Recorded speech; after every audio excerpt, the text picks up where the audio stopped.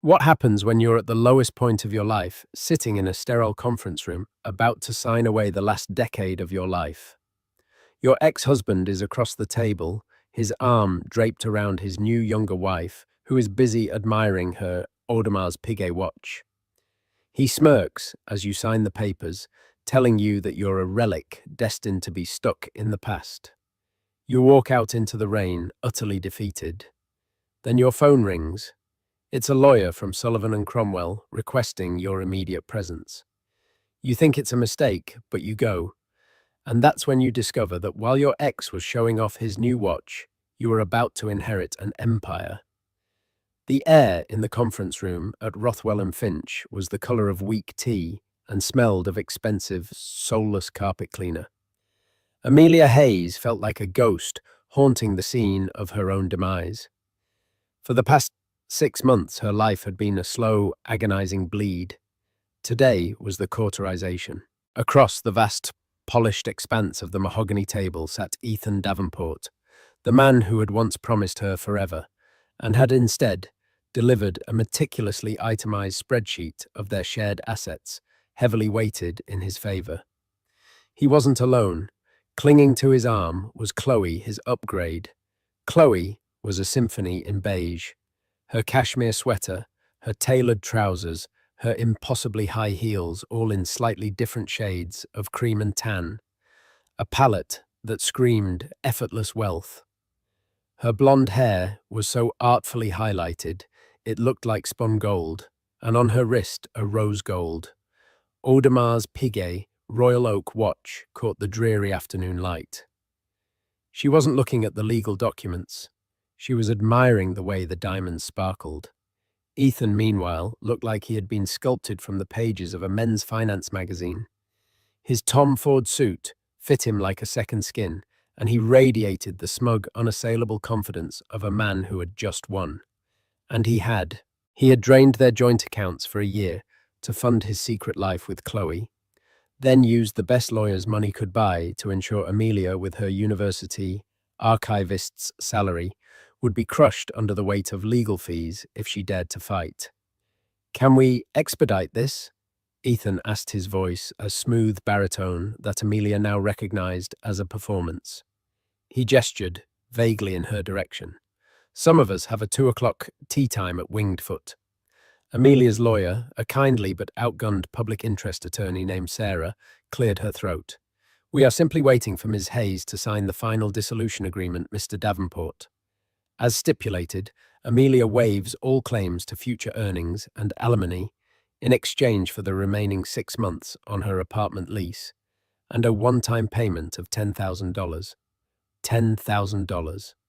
It sounded like an insult, and it was meant to be. It was the cost of Chloe's handbag, which sat on the table like a pampered pet. For Amelia, it was the thin line between survival and destitution. Chloe let out a delicate, bored sigh. "Honestly, the things one has to sit through. It's all so archaic." She turned to Ethan, her voice a sugary whisper, loud enough for the entire room to hear. "Darling, after your golf game, should we stop by the dealership? The new Porsche Taycan in chalk white is simply divine." Amelia's hand resting on the document trembled slightly. They had test-driven a sensible Subaru the year before he left, and he'd told her they couldn't afford it. The lies were so numerous, so layered, they had formed the very foundation of their last years together. Ethan leaned forward, fixing Amelia with a look of profound theatrical pity. "Just sign it, Ames. It's for the best. You can go back to your books, your dusty old manuscripts. It's where you belong." He lowered his voice, but the intent was for it to carry. "Let's face it, you were always more comfortable in the past. You're an archivist. You preserve things that are dead. It's what you do. You were never built for the future for this world." The cruelty of it was breathtaking. He had taken the one thing she was passionate about, her love for history, for the stories and legacies left behind, and twisted it into a pathetic weakness. He was framing his betrayal not as his failure, but as her destiny. Chloe added the final, devastating flourish. She glanced at Amelia's simple navy blue dress, a dress she'd owned for 5 years, and then down at her own diamond watch. Some people are just vintage, I suppose, and not in a charming way.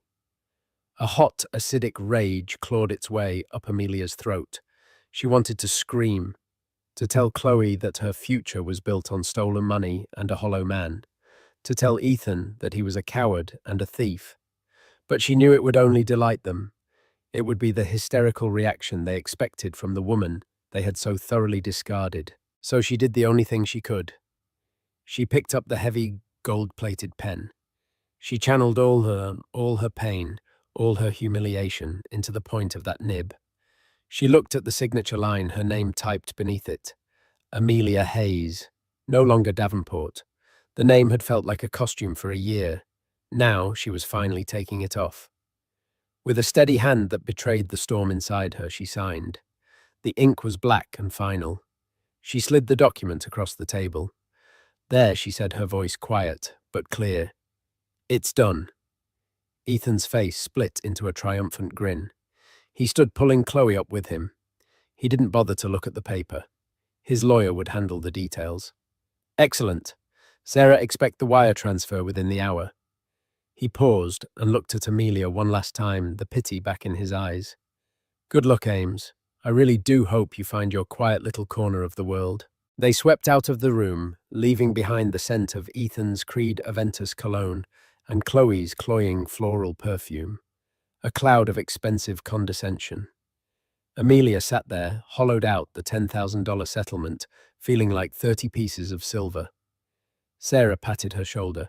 You were incredibly dignified in there, Amelia. Dignified. She felt like a historical document that had just been declared irrelevant and scheduled for incineration. She gathered her worn leather satchel and her coat. She was alone with 6 months to find a new place to live, a pittance to her name and a future that felt as grey and empty as the New York sky outside. Her phone, a 3-year-old model with a web of cracks across the screen, buzzed in her pocket. A blocked number, probably a spam call trying to sell her an extended car warranty she didn't have. She almost ignored it, but on a whim she answered, her voice a hoarse whisper. Hello, am I speaking with Miss Amelia Hayes? The voice on the other end was deep formal and resonated with an old-world authority. It was the voice of someone who measured time in generations, not tea times. Yes, this is she. Ms. Hayes, my name is Alastair Finch. I am a senior partner at Sullivan and Cromwell. I am calling you on behalf of the estate of the late Mr. Silas Blackwood. It is a matter of the utmost urgency that I meet with you today. Could you be at our offices at 125 Broad Street within the hour? Amelia's mind short-circuited. Sullivan and Cromwell. That was one of the most powerful, prestigious law firms in the world. And Silas Blackwood, the name was a ghost from her childhood, her grandmother's estranged brother, a reclusive, almost mythical figure she had met exactly once at a family funeral when she was 10. He had been a tall, austere man with eyes that seemed to see right through you. He'd asked her what book she was reading, and when she'd shown him a history of the Romanovs, he'd simply nodded, said, "Legacy is a burden," and walked away. She hadn't seen or heard from him since. I think you have the wrong person," she stammered. "My great-uncle and I, we didn't know each other," Ms. Hayes, the voice said, with a tone of unshakable certainty. "I can assure you I do not have the wrong person. 1 hour. My assistant will meet you in the lobby." The line went dead. Amelia stared at her cracked phone, her heart starting to pound a strange new rhythm. Silas Blackwood, Sullivan and Cromwell. It was nonsensical, a bizarre cosmic prank on the worst day of her life. But then Ethan's final words echoed in her ears. "You were always more comfortable in the past." A tiny, unfamiliar spark ignited in the hollow space where her heart used to be. For the first time all day, it wasn't despair. It was a flicker of defiance. The taxi ride from the sterile midtown office of Rothwell and Finch to the imposing heart of the financial district felt like a journey across a chasm. Each click of the meter, was a reminder of her precarious financial state, the $10,000 settlement shrinking with every block. Amelia watched the city blur past a rain-streaked canvas of grey and neon. She was operating on a strange, detached autopilot, driven by a force she couldn't name. It was the same instinct that made her, as an archivist, follow a faint trail of ink on a forgotten map, a curiosity that momentarily overrode the crushing weight of her reality. When the cab pulled up to 125 Broad Street, a gleaming tower of black glass and steel that seemed to pierce the low-hanging clouds, she felt a fresh wave of intimidation. This was the world Ethan aspired to, a world of titans who didn't need to flaunt their watches because they owned the companies that made the steel. She paid the driver the fare, making her wince, and stepped onto the rain-slicked pavement. Before she could even process where she was going, a woman in a razor-sharp charcoal suit stepped out from under the building's awning. "Ms. Hayes." The woman asked her, smile polite but devoid of warmth. "I'm Clara, Mr. Finch's executive assistant. He's expecting you." Clara led her through a lobby of soaring marble and hushed, purposeful silence. The air here was different, cool, filtered, and smelling faintly of power. They bypassed the main security desk and were escorted to a private elevator bank. Clara used a keycard, and the elevator ascended with a silent, stomach-dropping swiftness. The doors opened directly into the reception area of Sullivan and Cromwell. It was less an office and more a baronial hall. The walls were panelled with dark, lustrous wood, hung with museum-quality paintings of maritime scenes. The quiet was absolute, broken only by the distant, rhythmic ticking of a massive grandfather clock. "Mr. Finch is in the main conference room," Clara said, her heels making no sound on the plush, deep blue carpet. She led Amelia to a set of imposing double doors and opened one for her. The conference room was vast. One entire wall was a floor-to-ceiling window offering a breathtaking panoramic view of the New York harbor and the Statue of Liberty. In the center of the room was a table that looked like it had been carved from a single gargantuan piece of obsidian. At the head of the table, silhouetted against the dramatic sky, stood a man who perfectly matched his surroundings. Alistair Finch was in his late 60s, with a mane of silver hair, a neatly trimmed beard, and piercing blue eyes. He wore a perfectly tailored three-piece suit of charcoal wool that made Ethan's designer clothes look like a cheap costume. "Hayes," he said, his voice the same calm, authoritative baritone from the phone. "Thank you for coming on such short notice. Please have a seat." He gestured to a single leather chair placed opposite him. It felt less like a seat and more like a witness stand. Amelia sat, placing her worn satchel on the floor beside her. It looked like a stray animal that had wandered into a palace.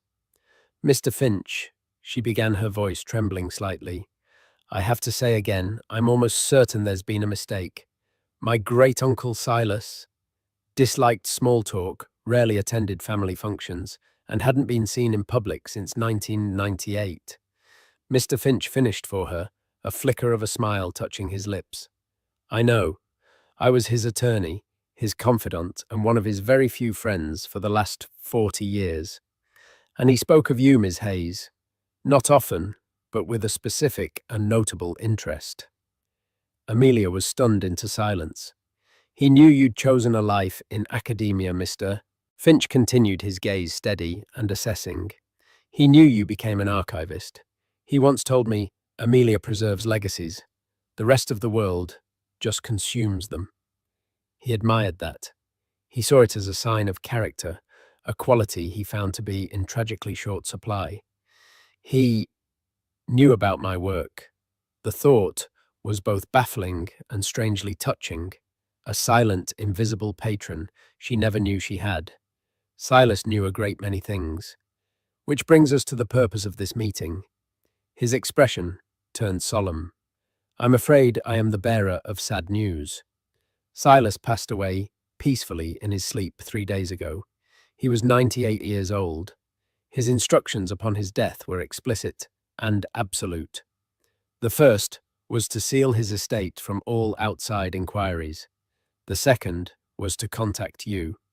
He reached for a thick leather-bound portfolio on the table and opened it. This is a certified copy of Silas Blackwood's final will and testament executed 6 months ago. Amelia's heart hammered against her ribs. This was real.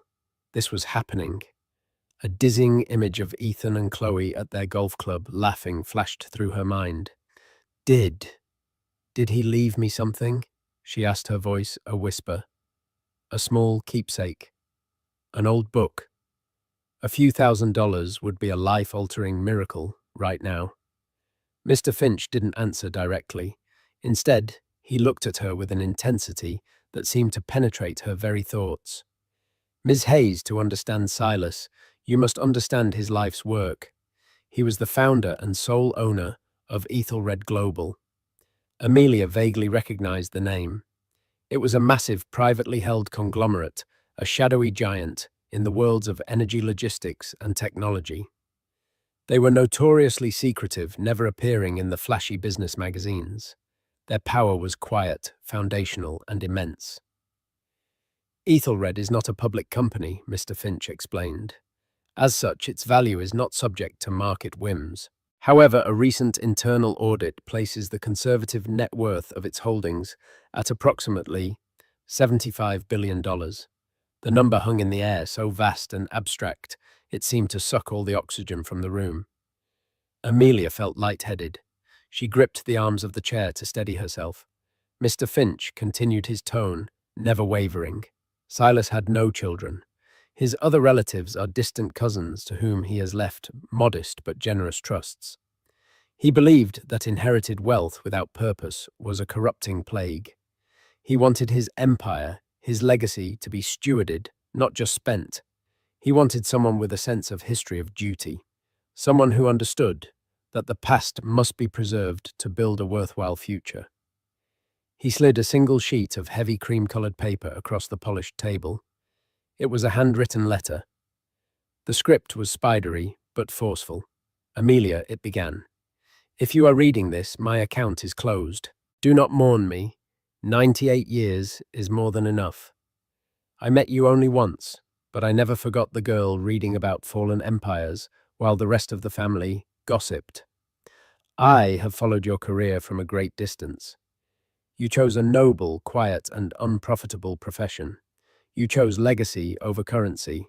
For that, you have earned my respect and now my burden. Amelia looked up from the letter, her eyes wide with disbelief. Burden read the rest, Mr. Finch urged gently. Ethelred Global is a powerful beast, and it is surrounded by jackals who would tear it apart for scraps. I am not giving you a treasure chest, my dear. I am giving you a throne and a kingdom full of courtiers and assassins. They will see you as weak, an anomaly. They will test you. Do not let them. Your skills as an archivist are more valuable than any MBA. You know how to find the truth buried in mountains of paper. You know how to spot a forgery. And you know the value of a story that has endured. This company is my story. Do not let them erase it. He had signed it simply, Silas. Tears pricked at Amelia's eyes. This man she barely knew had seen more in her, understood more about her than the man she had shared a life with. Mr. Finch let the weight of the letter settle before he delivered the final, earth-shattering statement. Ms. Hayes, Amelia, Silas Blackwood has named you the sole beneficiary of his entire estate. You are the new owner of Ethelred Global and all its assets, real and intellectual. You have inherited his fortune, his company, his legacy, his burden. The world tilted on its axis. The view of the harbour outside seemed to rush towards her and then recede. It was a dream, a hallucination brought on by grief and stress. No, she whispered, shaking her head. That's impossible. I have $10,000 to my name and 6 months before I'm homeless. I catalogue 19th century correspondence for a living, and that Mr. Finch said, his voice softening with the first hint of warmth, is precisely why he chose you. But there is a condition, a crucible, as he called it. Of course. There was always a catch. Silas knew the board of directors would try to devour you. He did not want you to simply liquidate the assets and retire. The will stipulates that for you to inherit the estate unconditionally, you must assume the role of chairwoman of the board of Ethelred Global, and you must hold that position successfully, fending off all challenges for 1 full calendar year. He leaned forward, his expression intense. If you are forced out by a vote of no confidence, or if you resign before the year is up, the entirety of the estate, every dollar, every patent, every building, will be dissolved and donated to the Global Heritage Fund. You will be left with nothing. Chairwoman, board of directors. It was a foreign language from a hostile planet. The sheer terror of it was paralyzing. But then an image seared itself into her mind. Ethan's condescending smirk, Chloe's dismissive glance at her watch, and his final cutting words. You're an archivist. You preserve things that are dead. A cold, unfamiliar fire began to burn in her veins. Silas hadn't seen her as an expert in things that were dead. He'd seen her as a guardian of things that lived on. She looked Alistair Finch directly in the eye, the tears in her own drying on her cheeks. Her voice, when she spoke, no longer held the tremor of a victim. It was the quiet, steady voice of an archivist who had just been handed the most important document of her life. When do I start? The hours that followed were a surreal fugue state. Alistair Finch, with the calm efficiency of a man accustomed to rearranging the tectonic plates of power, guided Amelia through the immediate vortex. He explained the corporate structure of Ethelred Global, a sprawling, labyrinthine entity with interests in everything from deep-sea logistics and satellite technology to sustainable agriculture and rare earth mineral rights. It was a silent empire, its influence felt everywhere, but its name spoken rarely. The board will be your primary challenge, Finch stated, his tone grim. They are led by the current CEO, Marcus Thorne. He was Silas's protege for 30 years. He is brilliant, ruthless, and he fully expected to be named the successor. He will not see you as the new owner. He will see you as an administrative error to be corrected. Amelia listened, absorbing the names and the stakes, her archivist's mind automatically creating a mental catalogue of threats and allies. Marcus Thorne went into a file marked hostile. Mr. Finch explained that a press release was a legal necessity. The news of Silas Blackwood's death was a secret known only to a handful of people, but it couldn't remain so. The announcement of his death, combined with the bombshell of his chosen heir, would send shockwaves through the financial world. You will become a public figure overnight, Amelia, he warned. Your life will be scrutinized. They will try to dig up anything they can to discredit you. From this moment on, your privacy is a memory. He arranged for a car to take her back to her apartment in Queens, not a taxi, but a black armor-plated Mercedes Maybach that moved through the city traffic with the silent, inexorable force of a shark. The driver, a stoic man named David, held the door for her as if she were a head of state. The ride was silent. Amelia stared out at the city, but she didn't see the familiar landmarks. She saw a chessboard, its pieces vast and terrifying, and she had just been placed in the position of the queen, vulnerable and all-powerful at once. When she arrived at her modest pre-war apartment building, the familiar comfort of its worn lobby felt alien. Inside her apartment, the silence was deafening. The ghosts of her life with Ethan were everywhere. The indentation in the sofa cushion where he always sat, the empty space on the bookshelf that used to hold his finance textbooks. For 10 years, this place had been a home. For the last 6 months, it had been a prison of memories. Now it was a museum exhibit of a life that no longer existed. She sat on her sofa, the one with the slightly frayed armrest, and pulled out Silas's handwritten letter. She read it again, and then a third time. Your skills as an archivist are more valuable than any MBE. You know how to find the truth buried in mountains of paper. It wasn't just a validation. It was a mission statement. He had given her not only his fortune, but the very lens through which to wield it. Her cracked iPhone buzzed. It was a text message from Ethan. Hey, hope you're okay. Sorry if Chloe came off a little strong. She's just excited about our future. LMK, you got the wire transfer. Drink sometime. For old time's sake. The condescension was a physical force pressing down on her. The offer of drinks was a final pat on the head, a gesture of magnanimity from the victor to the vanquished. He wanted to ensure she would fade away quietly. She didn't reply. She held her finger down on his contact, and with a sense of profound finality, deleted it. The next morning, the earthquake struck. As instructed by Mr. Finch, Amelia had put her old phone on silent. He had provided her with a new encrypted device, along with a laptop and a secure login to the Ethelred Global Archives, a digital treasure trove of the company's history. At precisely 9:01 a.m., the financial world convulsed. The press release from Sullivan and Cromwell went live. Silas Blackwood, founder of Ethelred Global, dead at 90. Estate names University archivist Amelia Hayes as sole beneficiary and new chairwoman. Amelia's old phone began to vibrate on the coffee table. It didn't just buzz, it danced, skittering across the wood like a panicked insect. The screen lit up with a cascading waterfall of notifications from news apps, social media, and a flood of calls from numbers she didn't recognize. The first call she answered on her new phone was from her mother in Ohio, her voice a frantic squeak of disbelief. Amelia, is it true? The news? They're saying you...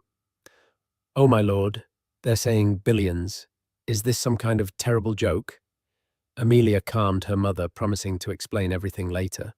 The second call was from her sister, a high school teacher in Chicago, who was just screaming with a mixture of shock and joyous laughter. Then a call came into her old phone from a number she still knew by heart. Ethan. She stared at the screen, her thumb hovering over the decline button. But a different instinct took over, the same instinct that had made her accept Mr. Finch's challenge. She needed to hear it. She needed to archive this moment. She answered, but said nothing, listening to the static on the line. Amelia. Amelia. Thank God. Are you seeing this? Is this real? It's on every terminal on the trading floor. Bloomberg, Reuters. They're calling you the archivist heiress. What the hell is going on? His voice was a frantic, high-pitched mess, stripped of its usual smooth composure. It's real. Ethan, she said, her voice a calm, flat C, a beat of stunned silence, then the sound of a sharp, ragged breath. Oh my God, he whispered. His tone shifted instantly, becoming slick, conspiratorial, urgent. Okay, listen to me. Amelia, you can't trust these people. These lawyers, these corporate sharks. They're going to try to take everything from you. You don't know this world, but I do.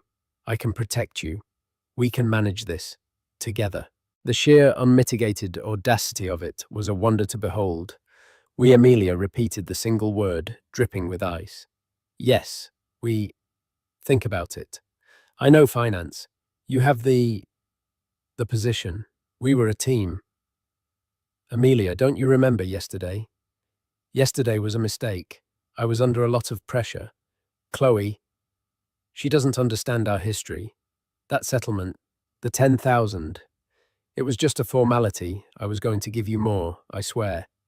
He was a frantic, pathetic liar, and for the first time she saw him not with the lingering pain of love, but with the cold, clear eye of a historian analyzing a failed leader. You said I belong in the past, Ethan, she said, softly, twisting the knife he himself had forged. You said I was a relic. Why would you want a relic as a partner? I didn't mean it like that. I was trying to motivate you. I always knew you had this potential in you, this hidden strength. He sputtered, his desperation palpable. She heard a shrill voice in the background, Chloe. Ethan. Who are you talking to? Is it her?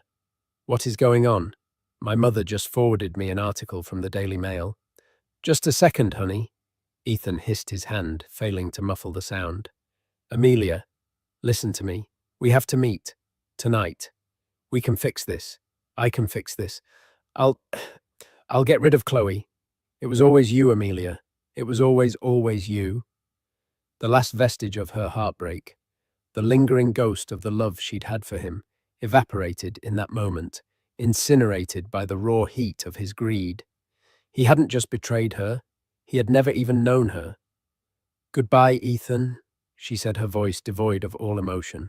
"No, wait, Amelia. Don't hang up. We can be powerful, more powerful than you can imagine." "Amelia," she ended the call. Immediately, he called back. She declined. He called again. She powered the old phone down for the last time. She stood up and walked to the window. Outside her building, a news van from Channel 4 was pulling up to the curb. A reporter was already setting up a camera. The siege had begun. Her old life was over. It had been signed away yesterday, but only now was it truly gone, burned away by the rising sun of her new reality. She was no longer Amelia Hayes, the jilted wife. She was Amelia Hayes, the chairwoman of Ethelred Global, and she had an empire to learn. The days that followed were a crucible. Amelia's quiet Queen's apartment became a gilded prison, besieged by a relentless horde of reporters and paparazzi. Alistair Finch, anticipating this, orchestrated her extraction with the precision of a special forces operation. In the dead of night, she was moved into a sprawling, multi-floor residence at the top of the Time Warner Center at Columbus Circle, an anonymous fortress of glass and steel with its own private entrance and security detail. The residence was a world away from her book-filled apartment. It was a minimalist masterpiece of marble glass and muted tones, with panoramic views of Central Park that felt more like a simulation than reality. It was beautiful, sterile, and profoundly lonely. It was Silas Blackwood's New York home, a place he hadn't visited in a decade. Amelia's new life was a structured, 18-hour-a-day immersion course in being a billionaire. Her mornings were spent with tutors, a retired Wharton professor for finance, a former diplomat for corporate governance, a stone-faced woman who taught her security protocols. Her afternoons were spent with Alistair Finch, dissecting the complex anatomy of Ethelred Global. But her nights were her own, and in the quiet solitude of her glass tower, she did what she did best. She went to the archives. The company's digital archives were her sanctuary. For hours, she would read through decades of board meeting, minutes project proposals, internal memos, and most importantly, Silas's private correspondence. She began to see the company not as a corporate entity, but as a living history. She saw the audacious risks Silas took in the early days, the betrayals he suffered, the loyalties he cultivated. She saw his vision evolve from a hungry, ambitious enterprise to a global power with a deep, almost feudal sense of responsibility. In his letters, she saw his growing disillusionment with the modern world's obsession with short-term profit. "They are dismantling the cathedrals to sell the stones," he wrote to a friend in one letter. And she saw the rise of Marcus Thorne, his name appearing again and again, first as a brilliant young analyst, then as a ruthless division head, and finally as the CEO, his memos growing increasingly focused on quarterly returns and shareholder value, a language Silas himself seemed to rarely use. She saw the slow, subtle shift in the company's soul. Her first board meeting was scheduled for the following week. Finch warned her it would be an ambush. "Marcus will try to make you look like a fool," he said during one of their sessions. "He will present something complex, something laced with jargon, and demand an immediate decision. He wants to prove to the board that you are an empty dress, a placeholder.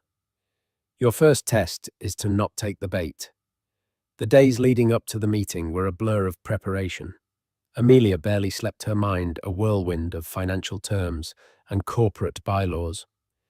The public scrutiny was relentless. Ethan and Chloe had embarked on a full-scale media tour, casting themselves as the tragic, concerned loved ones. Page 6 of the New York Post ran a story with the headline, Billionaire heiress, mentally fragile, fears ex-hubby. In the article, a source close to the couple claimed Ethan was worried the sudden wealth had caused a mental break and that he was exploring his options to protect her from herself. It was a clear public threat, the first move in a campaign to declare her incompetent. The morning of the board meeting, Amelia stood before a full-length mirror. A stylist handpicked by Finch's office had assembled a wardrobe for her. It wasn't flashy, it was armor. A tailored dark grey Armani dress, low-heeled but formidable, Louboutin pumps, and her hair pulled back in a severe, elegant chignon. The woman in the mirror was a stranger, composed, formidable, and radiating a quiet power she didn't feel. When she walked into the Ethelred boardroom on the 80th floor of their Wall Street headquarters, the effect was immediate. The room, a glass-walled cage suspended above the city, fell silent. The 10 board members, a collection of grizzled industry veterans and sharp-suited financiers, stared at her as she entered. It was a unified, calculated display of intimidation. At the head of the table sat Marcus Thorne. He was in his late 50s, with a handsome patrician face, perfectly coiffed silver hair, and the cold, assessing eyes of a hawk. He didn't rise. He simply watched her approach, a faint, condescending smile playing on his lips. "Ms. Hayes," he said, his voice a low, rumbling purr of command. "Welcome to Ethelred. We were all so surprised to hear of your appointment." The word surprised was laced with venom. He meant appalled. Amelia walked to the empty chair at the opposite head of the table, Silas's chair. Mr. Finch took a seat slightly behind her, a silent, watchful presence. She placed her single, slim leather portfolio on the table, her hands steady, despite the frantic beating of her heart. She met Marcus Thorne's gaze directly. "Mr. Thorne, I'm sure it was a surprise, but here we are." Her calm, direct response seemed to momentarily throw him off. He had clearly expected a stammering, terrified librarian. He recovered quickly. "Indeed. Well, before we begin, I must speak for the entire board when I express our profound concern. Silas was a genius, but in his final years, his eccentricity was well documented. This, I'm afraid, seems to be his final and most damaging whim." A murmur of agreement went around the table. "Ethelred is not a university archive." Ms. Hayes Thorne continued, his voice dripping with condescension. "It's a multi-billion-dollar global entity navigating complex, volatile markets. It requires a lifetime of experience, not a passion for dead languages." It was the bait. He was trying to get a reaction to make her prove his point that she was an emotional amateur. Instead, she thought of Silas's letter. "You know how to spot a forgery." She opened her portfolio. "Thank you for your concern, Mr. Thorne. I believe the first item on the agenda is your proposal for the acquisition of the Kestrel mining operation in the Democratic Republic of Congo." Thorne's smile widened. This was his chosen weapon. A complex, multi-layered deal involving a politically unstable region, labyrinthine mineral rights, and immense financial risk. It was the perfect trap. "That's correct," he said smoothly. "A $12 billion opportunity to corner the global cobalt market. A bold, decisive move that will guarantee our dominance for the next decade." He launched into a presentation filled with charts, projections, and impenetrable jargon. Amelia listened patiently. She didn't pretend to understand every financial nuance. But she had spent the last 2 nights in the archives, and she had searched for Kestrel. She found it mentioned in a series of memos from 15 years prior. And attached to those memos was a single scathing field report from a young geologist, a report that Thorne had clearly never read. When he finished his presentation, he looked at her expectantly. "So, Madam Chairwoman, do we have your approval to proceed?" All eyes were on her. This was the moment, her abdication or her coronation. "I have a question, Mr. Thorne." Amelia said, her voice quiet but carrying in the silent room. "About the geological stability of the Eastern Concession. The initial survey from 2010 noted significant seismic volatility and a high water table, making deep-bore mining prohibitively dangerous and expensive. Has something changed? Thorne's confident expression faltered. He blinked, clearly blindsided. That was a preliminary survey.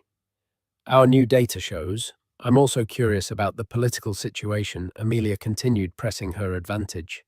I read that the current Minister of Mines, Jean-Pierre Mbata, is the nephew of the general who led the 2015 coup in that province. A coup, I might add, that resulted in the nationalization of all foreign assets for 2 years. Is it wise to invest $12 billion in a country where our ownership is dependent on the whims of a single notoriously corrupt family? A wave of unease rippled around the table. These were risks the board members understood. Thorne had glossed over them, presenting the deal as a sure thing. Amelia delivered the final killing blow. But my biggest concern is this. She looked around the table. Silas Blackwood looked at this exact same deal 15 years ago. I found his notes on it in the archives last night. She paused for effect. He rejected it. His final comment on the proposal was a single sentence. Only a fool or a thief would build a palace on a fault line. The room was utterly silent. She had not used Thorne's language of profit and loss. She had used the language of the company's own history, the words of its founder as a weapon. She had shown them that she was not just the new chairwoman. She was the keeper of the company's memory, its conscience. Marcus Thorne's face was a mask of cold fury. He had been publicly humiliatingly outmaneuvered. Amelia looked at him, her expression unreadable. The Kestrel acquisition is denied. Now what is the next item on the agenda? She hadn't just survived, she had drawn first blood. The aftermath of the first board meeting was a quiet declaration of war. Marcus Thorne was too cunning to challenge Amelia directly again. Instead, he began a campaign of subtle sabotage, a death by 1,000 paper cuts. Crucial reports for meetings would arrive at her office minutes before they began, giving her no time for review. He instructed his division heads to overwhelm her with technical data, hoping to bury her in jargon.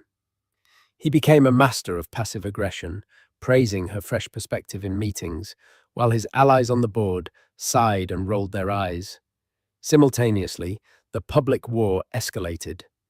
Ethan and Chloe were no longer just tabloid curiosities. They were professional victims. They hired a high-powered Hollywood publicist and began a carefully orchestrated media blitz. They gave a tearful primetime interview to Diane Sawyer, where Ethan, his face a mask of sorrow, spoke of the Amelia he once knew. She was this brilliant, gentle soul, he said, his voice thick with emotion. But this weight of responsibility, it's too much. I see her in these photos, and her eyes, they're like a stranger's. I'm not after the money. I just want the woman I love back from this corporate prison. Chloe, her hand resting on her barely perceptible baby bump, nodded sadly. We pray for her every night. The public narrative was insidious and effective. Amelia was painted as a cold, isolated figure, a tragic prisoner in a glass tower, while Ethan was the devoted ex-husband fighting to save her soul.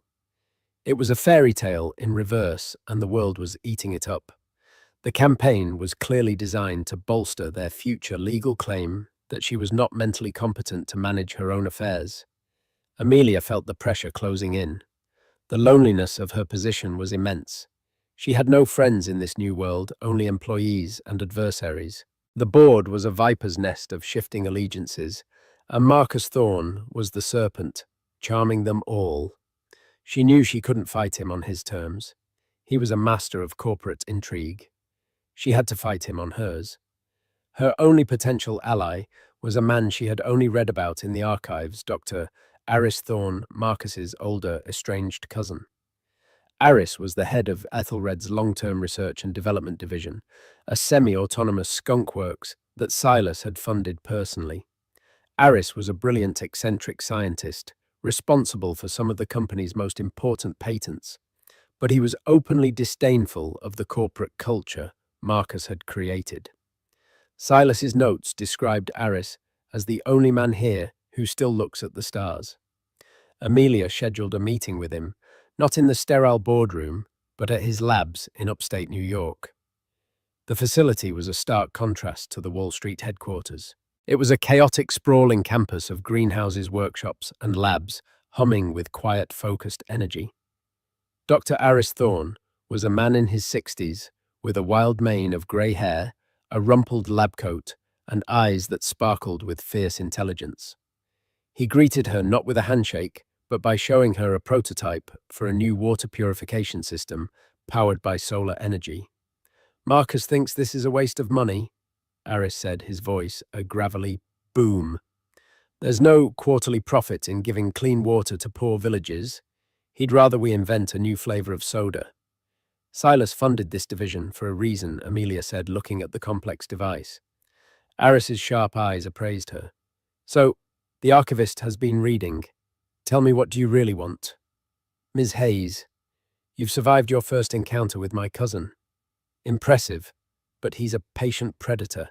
He's circling you right now, waiting for you to bleed." "I want to win," Amelia said simply. "I want to honor Silas's legacy, not the version of it Marcus has created. But I can't do it alone. Marcus has the board. He has the system. I have a history book." "History is a weapon," my dear Aris said, with a wry smile, "if you know where to look. Marcus has one great weakness. He believes he is smarter than everyone else. He has become arrogant, and arrogant men leave tracks." He led her to his office, a cluttered space overflowing with books and blueprints. He pulled out a dusty box from a closet. "These are Silas's old project files from the 80s and 90s, the hard copies. He never fully trusted the digital archives. He said paper has a memory that circuits forget. Marcus has no idea these still exist. If he's been cutting corners, if he's been hiding his mistakes, the evidence will be in here. It will be your ammunition." Amelia spent the next week in that dusty office, her hands covered in paper dust, feeling more at home than she had in months. She cross-referenced the physical files with the digital records, and slowly, a pattern of deception began to emerge. Marcus Thorne had a history of burying projects that were his idea, but had failed, shifting the blame and the financial losses to other departments.